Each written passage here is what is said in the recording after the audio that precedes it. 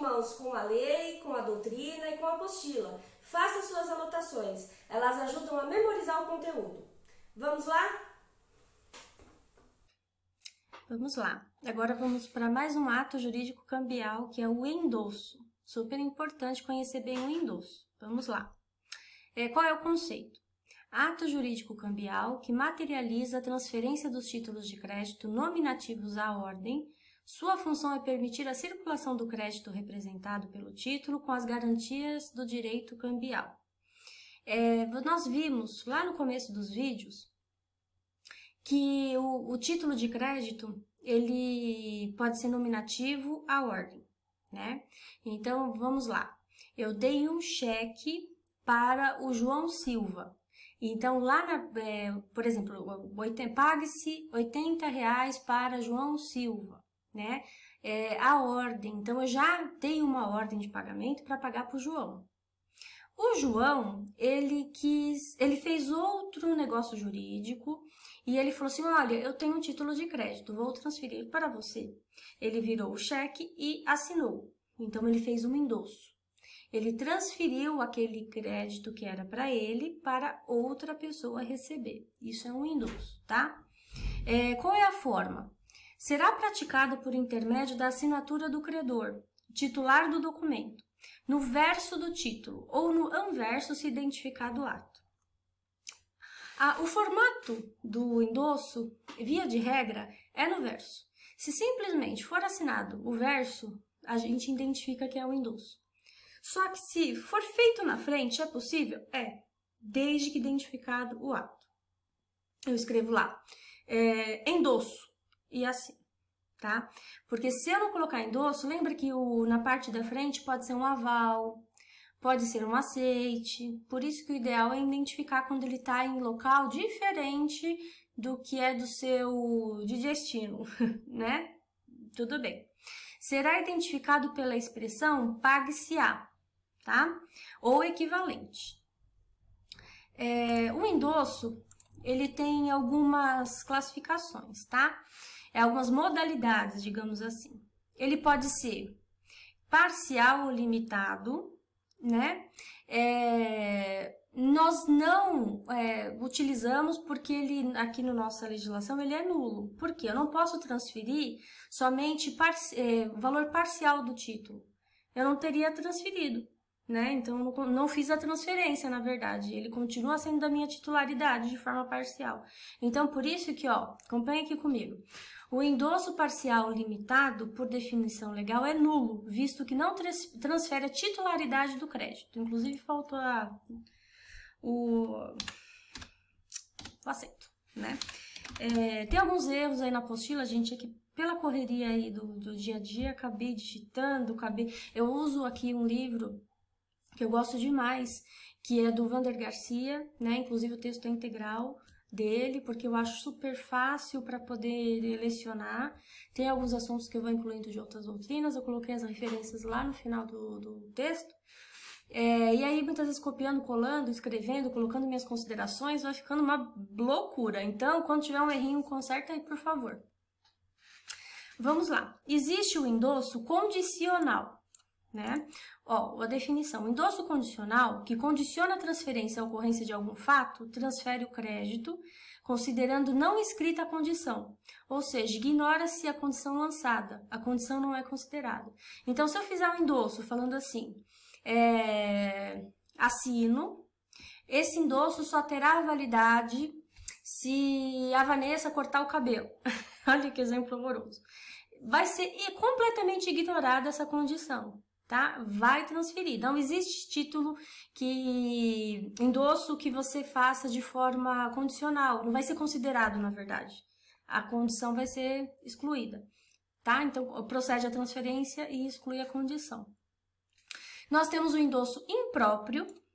O endosso impróprio é aquele que apenas legitima a posse do título com algum objeto específico. Também conhecido como endosso mandato. Significa, eu não transfiro a titularidade para aquela pessoa, tá? Eu transfiro algum ato, eu dou alguns poderes para ela. Por exemplo, que é muito comum, o endosso mandato, eu tenho Eu recebo vários títulos de crédito aqui no escritório. Digamos que eu recebo um monte de cheque. Um monte. E eu preciso fazer a cobrança dele. Daí eu faço um endosso para o banco. Só que eu não estou dando a titularidade para o banco ou para uma empresa de cobrança. Eu apenas estou dando mandato para ele cobrar, tá? Mas continua o título sendo meu. Gente, é um exemplo, tá bom? Você permite a cobrança, é como se fosse por procuração, né? Você permite aquela cobrança, mas você não transferiu a titularidade daquele crédito, ele continua sendo seu. E existe o endosso que também é impróprio, que nós chamamos de endosso calção ou pignoratício. Não coloquei o pignoratício aqui, mas também é conhecido assim. Para permitir a configuração de penhor sobre o título. Então, eu tenho um título de crédito, digamos que eu tenho aqui uma letra de câmbio no valor de 300 mil reais. Aí, o que eu faço? Eu estou fazendo um outro negócio jurídico e eu entrego esse título como garantia do meu negócio jurídico. Eventualmente, se eu não cumprir aquele outro negócio jurídico, será efetuada a transferência, esse endosso vai ter validade porque eu não cumpri, como se eu estivesse dando como garantia. Não deu certo o meu negócio jurídico, não paguei, não cumpri, ele vai ser utilizado como garantia daquele negócio, tá? Agora, o endosso próprio, que esse que nós vemos com muita frequência, eu vou explicar de forma mais detalhada. Porque o endosso próprio ele pode ser em preto ou em branco. Vamos entender no próximo slide. Seguinte, o título de crédito, ele pode ser ao portador. Lembra que ao portador não tem o nome de quem vai ser o beneficiário? Não tem. Então, estou com o título em mão, vou e consigo lá descontar. Digamos que eu tenho um cheque de 100 reais. Lembra que até 100 reais eu não preciso colocar o nome ao portador. Tem um cheque de 100. Então, esse não há necessidade de fazer um endosso, porque qualquer um que tiver com ele em mão vai conseguir descontar aquele cheque, tá? Agora, o cheque que já tiver lá o meu nome, eu tenho um cheque lá de 1.000 reais. Ele tá lá já identificado. Pague-se a Vanessa Nunes. Tá? Então, eu estou diante de um título de crédito nominativo, olha ele aqui. Se esse cheque nominativo tiver escrito não à ordem, ou seja, eu tenho um cheque de 1.000 reais, pague-se a Vanessa Nunes e não à ordem. Ele não me autorizou fazer endosso, então para ali, tá? Então, aqui, ó, eu não consigo fazer endosso desse título porque já está escrito não à ordem. Agora, se tiver nominativo para Vanessa Nunes, a ordem, ou seja, eu posso dar uma ordem de pagamento para outro, fazer um endosso, né? Então, eu faço um endosso. O endosso próprio é o que nós estamos aprendendo agora, um em branco ou em preto.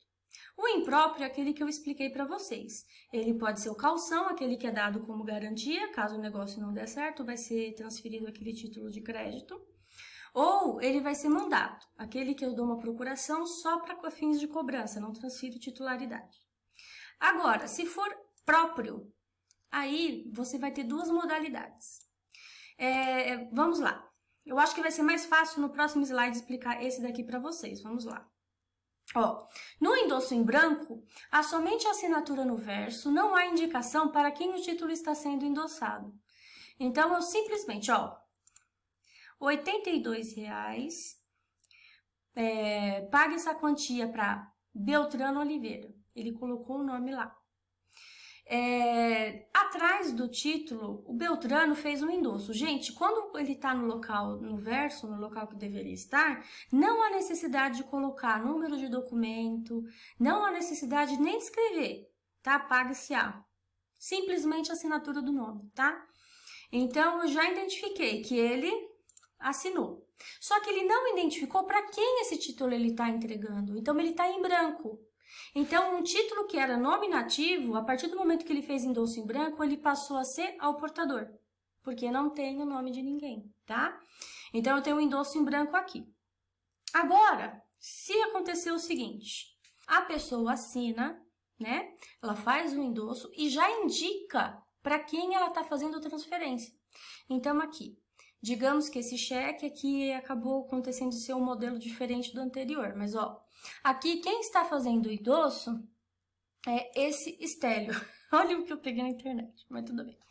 Ele assinou, ele está pedindo o quê? A ordem dele é pague-se a José das Couves. Então, ele está fazendo o endosso porque o título era do Estélio. Ele está assinando, falando já indicando quem vai ser o beneficiário. A transferência será para o José das Couves. O em branco, ele só assina e não identifica quem. O em preto, ele assina e já identifica quem ele está endossando, tá? Quem é o endossado. Tudo bem? Então, essa é a diferença, endosso em branco e endosso em preto. Eu acho que deu para entender aí, tá bom? Agora, até para uma forma de concluir, eu coloquei aqui para vocês requisitos gerais, o que deve constar em toda a cártula de forma obrigatória, tá?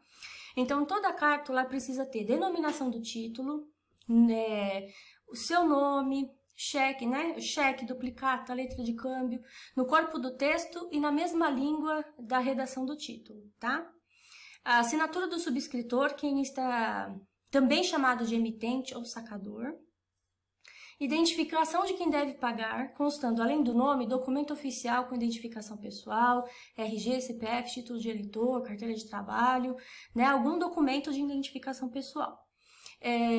Indicação precisa do valor a ser pago, em número e por extenso. R$100. Em número, R$100. Por extenso. Data do vencimento, cuja a omissão implica em vencimento à vista, se não tiver data, tá? Além dessa modalidade de pagamento à vista, o vencimento pode ser estipulado a termo da vista, a certo termo da vista. O título vence em 15 dias a partir da sua apresentação ao sacado, por exemplo. A certo termo da data, o título vence 15 dias contados da data do saque. Saque é da emissão, tá? Não é de recebimento de valores. Emitiu o título, chama saque. Emissão chama saque. Então, nesse exemplo aqui, o título vence 15 dias contato da data do saque, da data da emissão. Ou em data certa, o título vence no dia 15 de março de 2011, de 2020. Data de emissão, tá? Precisa ter. Local da emissão e do pagamento. Na falta, considera o domicílio do emitente ou do sacado, dependendo do título.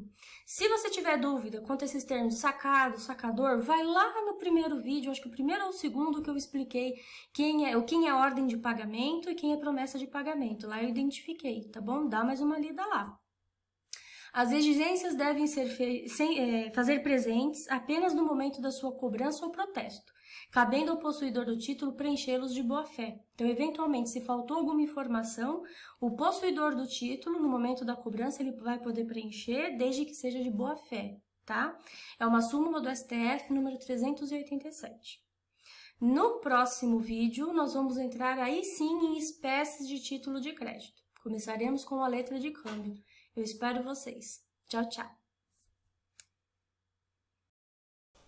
Agradeço por ter acompanhado a aula até aqui e eu aguardo vocês nos próximos vídeos. Fico à disposição nos e-mails em caso de dúvidas e até lá. Tchau, tchau!